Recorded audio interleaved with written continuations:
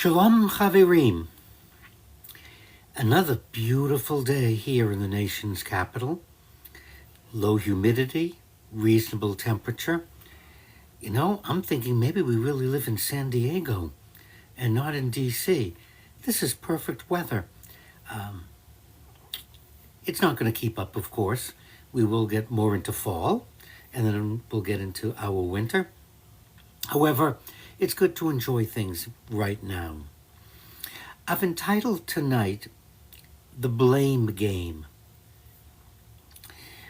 Watching the news, and here on TikTok as well, social media, it doesn't matter where you turn, the most popular sport is blaming someone. Rather than attacking the problem, dealing with the problem, let's blame someone else for what happened and never promote a solution. Very frustrating. Perhaps you find it frustrating as well that the blame game even applies to commercials. Most commercials tell us that product doesn't work, but ours does.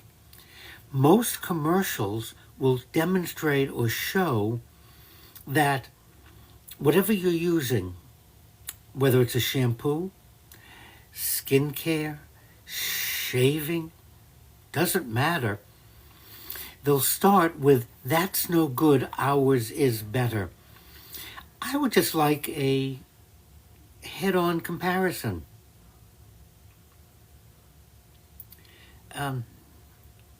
Wouldn't you? Wouldn't you like to be able to see this product and that product compared? Wouldn't it be nice if Democrats and Republicans were to say to us, I'm getting several invite so-and-so as a guest, and I say this every week. Yes, you can be my guest next Wednesday night. Email me. We'll set up a meeting in my Zoom room, and we'll pick a topic and meet each other and see. I would really like to do two people, a click and clack. Me and you, peanut butter and jelly. It's not that I don't want to. So far, no one has taken me up on my offer to co-host with me. No one. Now, I have another suggestion. Yeah, the blame game. Let's go back to the blame game. And it's politicians' way of never committing to anything. It's Abraham Lincoln's fault. It's President Andrew Jackson's fault. Why stop with Biden? Let's blame Reagan. It just becomes very frustrating, and particularly now where we're watching the Ukraine and Russia invaded a sovereign country. Russia is committing atrocities and crimes. Why don't we hear more about that? I'm back on Classic Coke. Israel is steamrolling across the Gaza. Government policy, not a good idea. Israel is talking about annexing the West Bank, not a good idea. But I'm not Israeli. I'm not a politician. However, I do have a suggestion. We need to stop going back in history and saying we were here first. It's really our country. Is that supposed to justify murder, killing, pushing someone else out? There were people there. Someone suggested that to solve the whole problem would be for colonialists to go back to the country they came from. And again, that's not reasonable or practical. if you're going to come up with suggestions, let's analyze it and come up with something that'll work. In no way are the citizens of the United States going to go back to wherever we came from and turn the land back over to the native tribes. It's just not going to happen. And so to suggest it is part of the blame game. Oh, I can solve the problem if all the white people went back to where they belong, if all the Jews in Israel went back to the countries they came from. Well, then all the Palestinians should go back to the country they came from. Works every way. But it won't work. Countries they came from. Well, then all the Palestinians should go back to the country they came from. Works every way. But it won't work. So a good starting point. A good starting point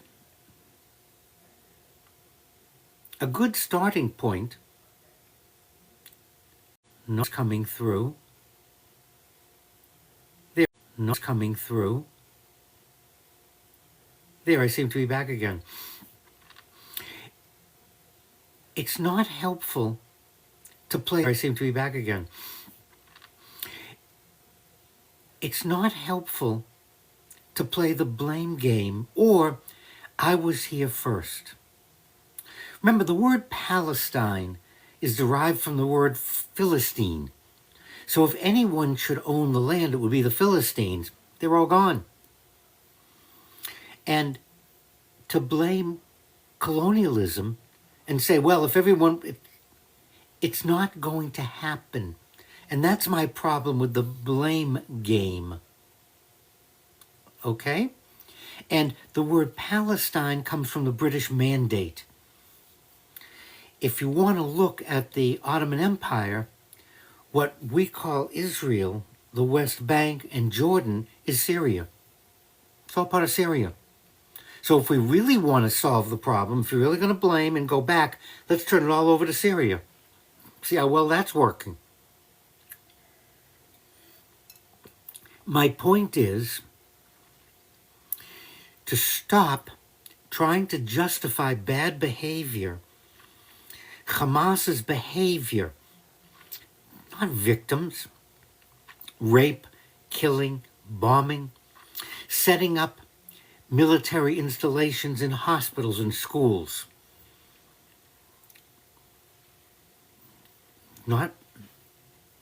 It's just not working. So rather, I've been Jewish my whole life, by the way. My parents were both Jewish. My grandparents, I'm second generation American. My grandparents migrated from Belarus, from Globoki, and it was just before the Russian Revolution, when Jews were being persecuted, killed, and massacred. They got out. Other members of my family never left. And whoever was there, Hitler killed and took care of them. So that takes care of that. Oh, how long have I been a rabbi? I graduated college in 1968. I was ordained in 1974. So you might want to do the math. At my age, without my calculator. So, been a rabbi since 1974.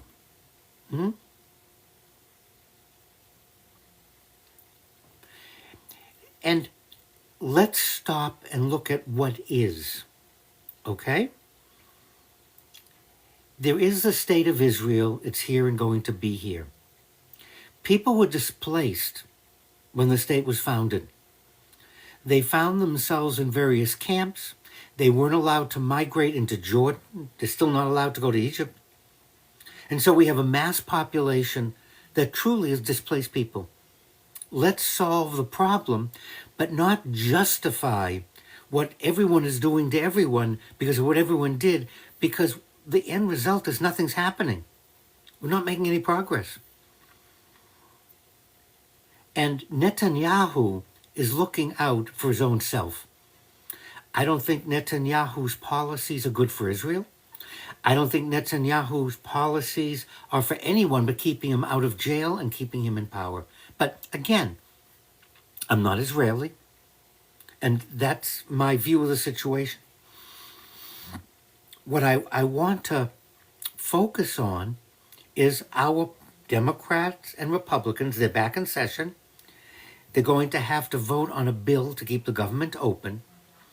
And everyone I hear blames. They're going to blame Biden. They're going to blame Harris. They're going to blame Trump's first administration. That isn't going to solve the problem. I would really like our politicians to focus on the issue and how we can resolve it. And if we can support your resolution. However, that doesn't seem to be what's happening. And I would ask then the same of you. See, I can't control the Democrats or Republicans. I can't control what you're doing.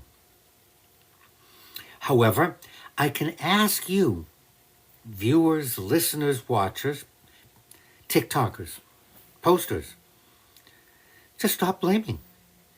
Stop trying to justify anyone's behavior by blaming or something in the past. Let's take a look at what's going on and see if we can promote something that'll work. And the same thing with the products.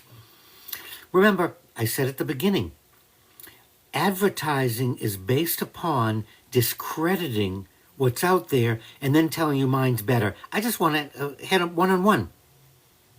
Don't tell me that your medication, let's do a test. Let's do a study.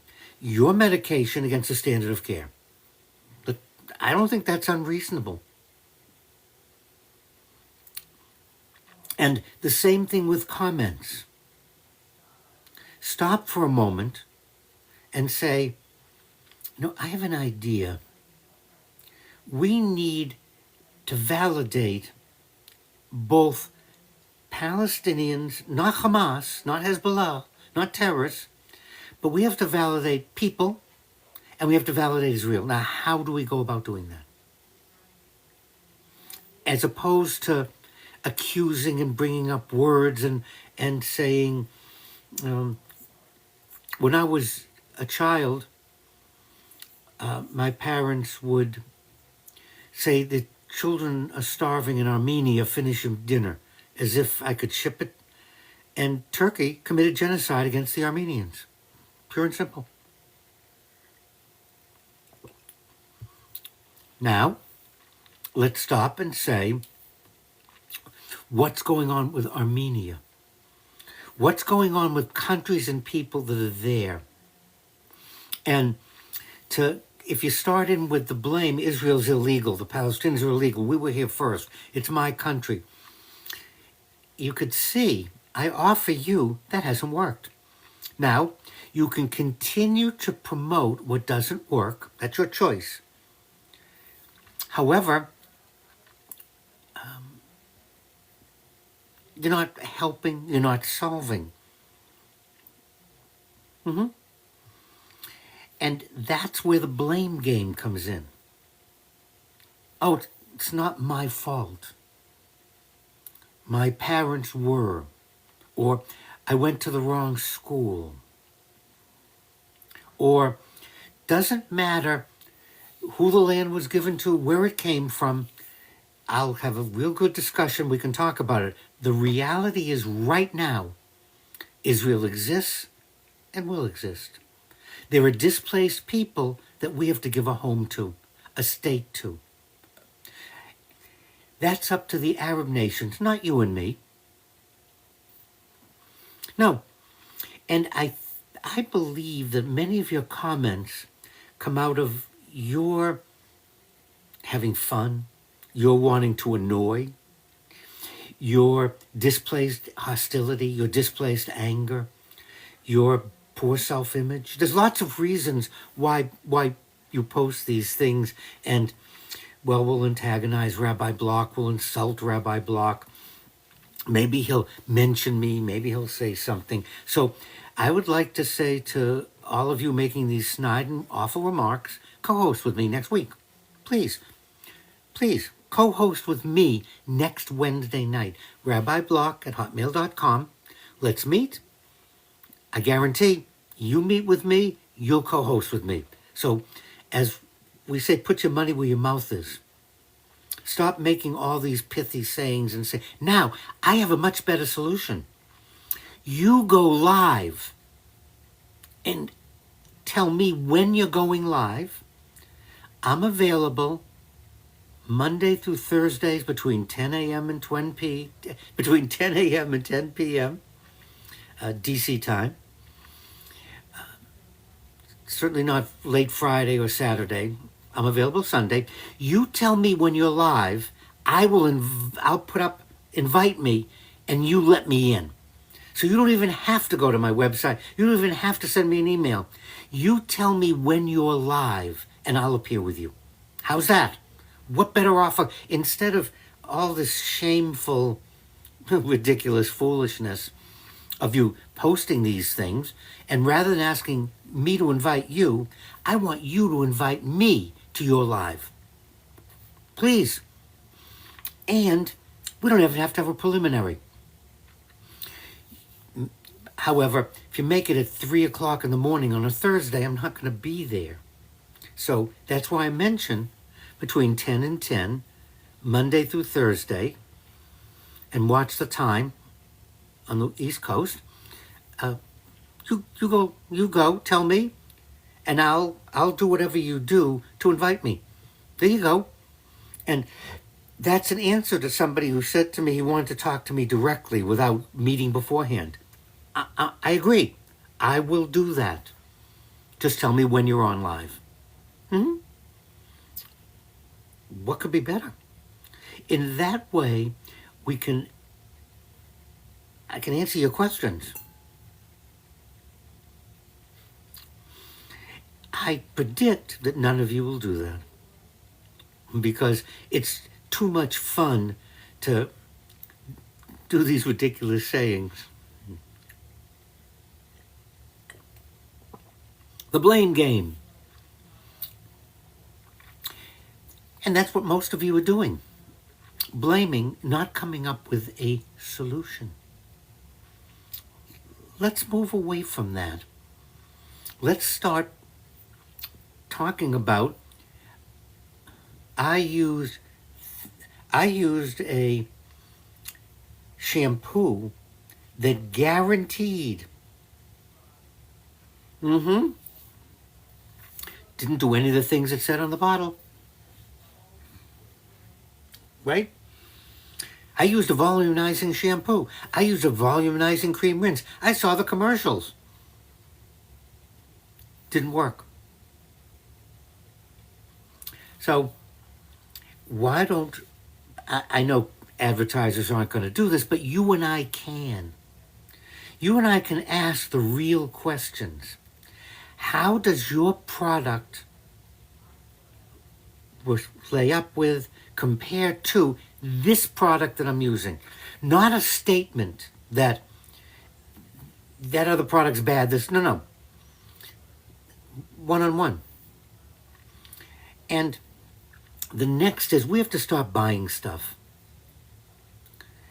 You know, last time I talked about voting with our feet. Well, yeah, thank you. Not all Jews are Zionists. I'm not a political Zionist. I've said it over and over. I'm a social, spiritual Zionist, but that movement disappeared with the Chad Ha'am at the beginning, and I haven't seen it. No, it hasn't officially been resurrected, but a lot of people agree with me. So Wildfire, tell me when you're going to be live, because let's talk. You tell me when you're going to be live, and then I don't know how you do it. I'll find out how I ask to be invited, and we can talk. And that's what I'm talking about. Rather than the blame, rather than one of my favorite questions for someone that just went by is, have you stopped abusing your partner? It's a yes or no question, please. Just answer yes or no.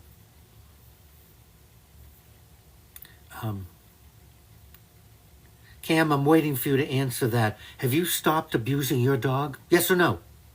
That's the question.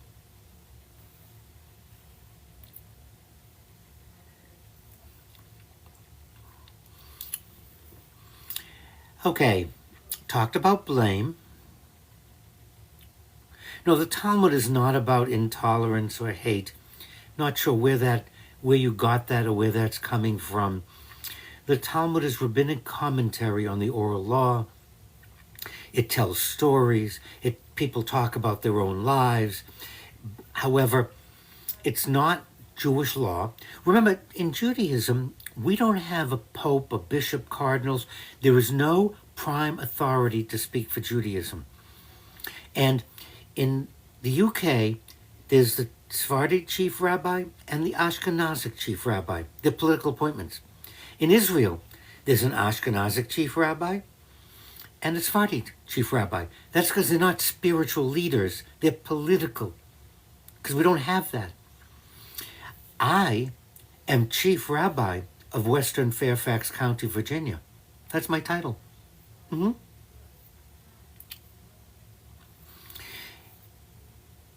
So keep that in mind when you ask questions about Jewish tradition or the Talmud, or you ask questions about Jewish law or things. Without a central authority, like the Pope, I can give you my view, my opinion. You can read another view or opinion, and that's what they are, how we understand it. But they don't apply to all Jews, and they don't apply to Judaism. It's kind of a weird. Judaism is very different from some of the religions you're used to, which have central authorities, which have a spokesperson or a committee that makes a decision. We don't have that.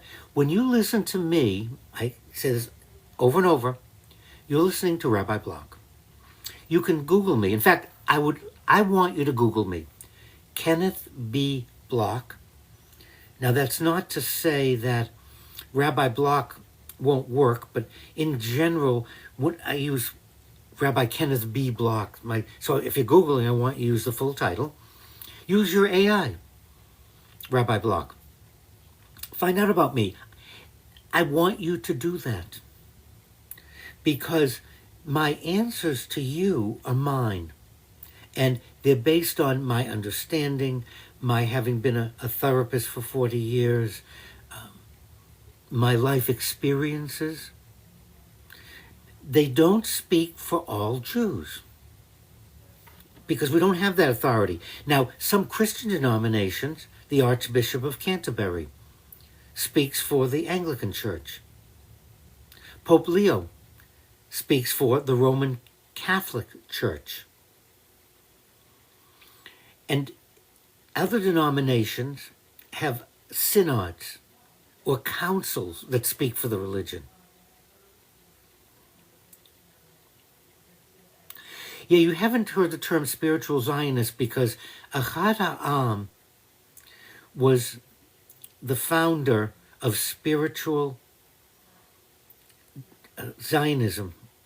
And he saw Israel as a spiritual center, not necessarily a country. Achad Ha'am envisioned maybe it would be Jewish Muslim, maybe it would be an Arab country. His concern was a Jewish homeland and center that we could look at for Jewish culture and Jewish values. He was against political Zionism because what he was afraid of is what happened. Once you have a country, the country has to do what's in its best interests, and isn't always in the best interest of Judaism. So you can have a cultural, spiritual center, and he thought, okay, it could be a country, small, don't expand.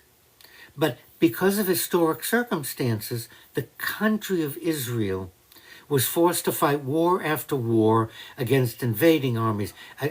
Iran has sworn the destruction of Israel. What kind of nonsense is that for your country's existence, to be the destruction of another country? And so my form of Zionism never made it. I still would like to see a cultural religious center, a spiritual center. But I also acknowledge that Israel's a country, and I support the country of Israel. I don't agree with all its politics. But don't you support America? And you don't agree with all its politics? I'm an American. I don't agree with all the president's policies. I agree with a lot of President Trump's ideas. I don't agree with how he's doing it, how he's carrying them out. That's where I diverge from the present administration. The list of things wrong and what we need to solve, I agree.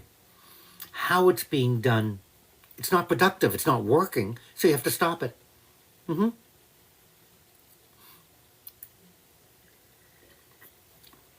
And I've sworn allegiance to the Constitution. And my fingerprints are in the national database. And AIPAC is not the only group that has disproportionate influence. Unfortunately, our government works on groups that have money pushing their agenda. That's just the nature of our democracy. So it's not that AIPAC is good or bad. They're just doing what Big Pharma does. They're doing what electric vehicles producers do. They're doing what corn farmers do.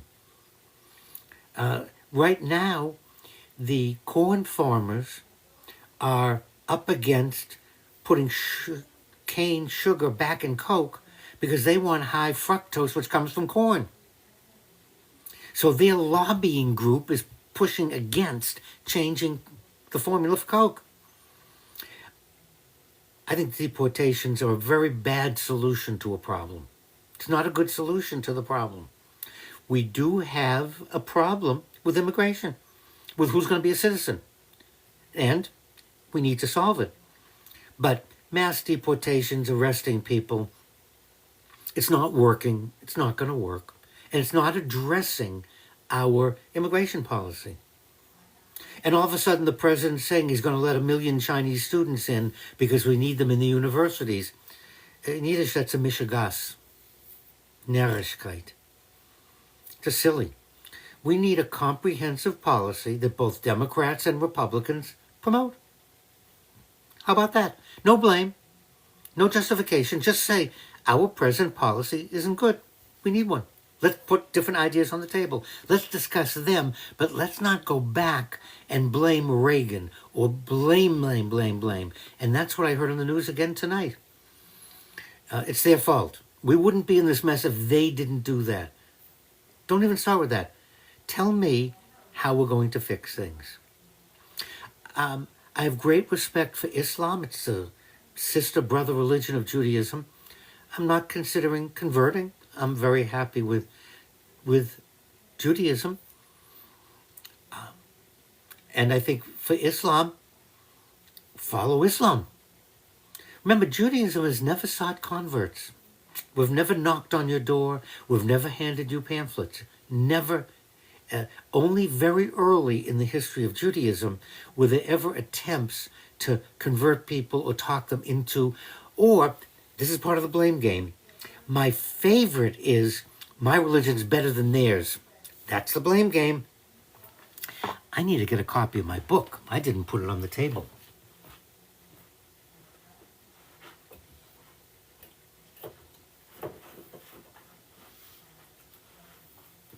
You know, that's a very, very popular sport.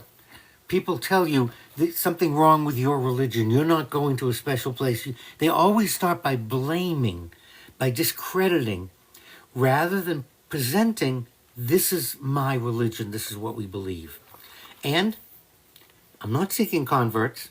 I'm just asking you to buy my book, How to Be Jewish in 30 Seconds. If you really want an authoritative work to really know about Judaism, to really understand the Talmud, this is what you want to read. And Joe, the cartoonist, the price of the book is worth the cartoons. No, the cartoons are worth the price of the book. Definitely. Definitely worth the price of the book. And